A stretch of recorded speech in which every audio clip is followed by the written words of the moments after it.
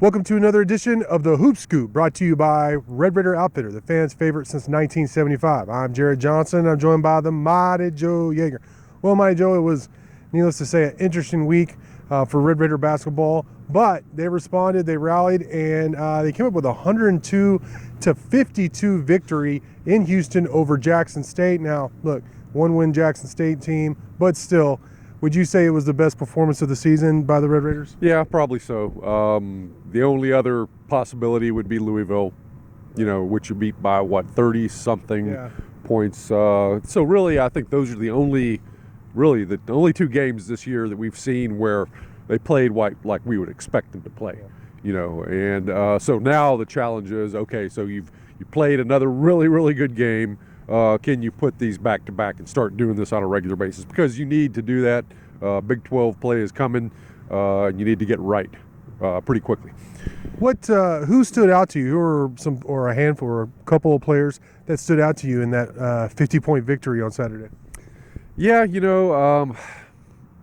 I probably don't give Kevin O'Banner enough credit in a lot of my commentary, but it's time I probably start doing that. And he's just in this game, he was basically typical O'Banner, and he's becoming and that means like a rock solid guy, who just he's what you're getting from him. I mean, this guy's getting to be consistent where he's like if he's not giving you anywhere from 15 to 20 points and anywhere from 7 to 10 boards a game, you're a little bit surprised.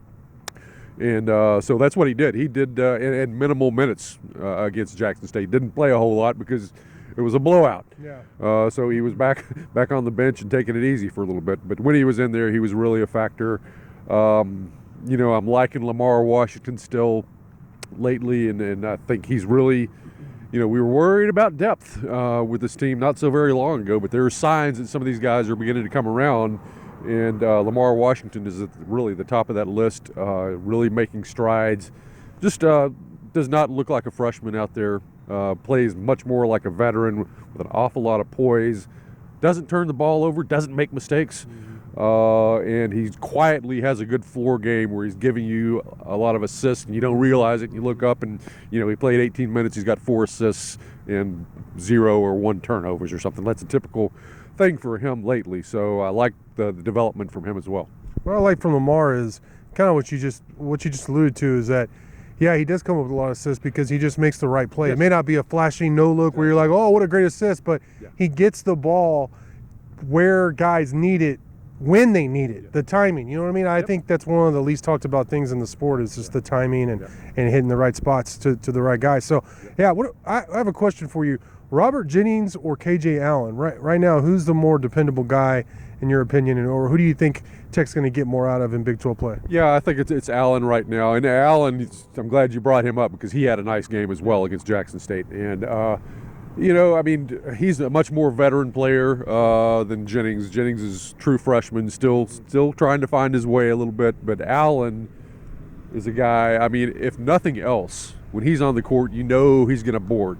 Yeah. He's going to get you some rebounds. Per minute, he has to be Tech's most efficient rebounder. I don't think there's a whole lot of doubt about that. He's got some real skill, and it's against Jackson State. The knock against him had been that he doesn't always look confident on the offensive end, particularly just shooting the ball. That's kind of an important thing, but he looked much better in that regard. Against Jackson State as another guy who could be a huge depth piece for you, and it would be a huge benefit for this team if he can continue to develop. But I'm beginning to like what I see from him. Yeah, Allen is like your 8th guy, the junkyard dog kind of rebound defender scrap kind of guy. That would be great. He has more than enough talent to do that and ability to do that. So up next for the Red Raiders, 1 p.m. here at the USA on Wednesday. It's going to be a busy day, Wednesday here in Raiderland. But Texas Tech takes on Houston Christian, who used to be Houston Baptist, I believe. What's the book on Houston Christian? They do have 3 wins against, I believe, 8 losses, 9, something like that. Anyway, the 3 wins are over teams you've never heard of. Literally, like a champion Christian Maine at Fort Kent and Southwestern Adventist or something. I mean, I know my colleges pretty well, and I've never heard of these guys. So those wins probably don't matter a whole lot in this game.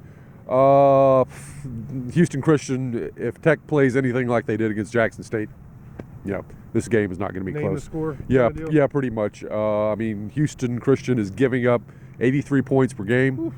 That's not good. No. They are turning the ball over 16 times per game, which is not good, particularly against a Texas Tech team that really turns people over and is getting better and better in that regard. I mean, these last couple of games, Tech has just been turning people over like crazy. And the problem with Houston Christian is, and their turnovers, a lot of these are live ball turnovers. They're going back the other direction. People are getting points off of turnovers against Houston Christian, and that spells potential doom right there.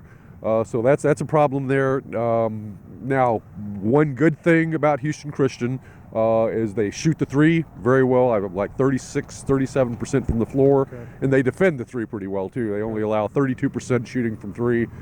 That's their only hope, is that they get really, really hot from outside and keep Texas Tech from doing anything out there.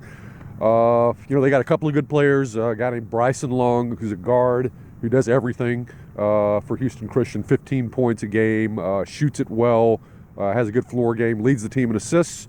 And they have a 6'10 guy, 6'10", 260, named Bonke Maring or something like that. Wow. I hope I got that right. There. Yeah, no kidding. Well, he bonks some people around pretty good, I tell you that.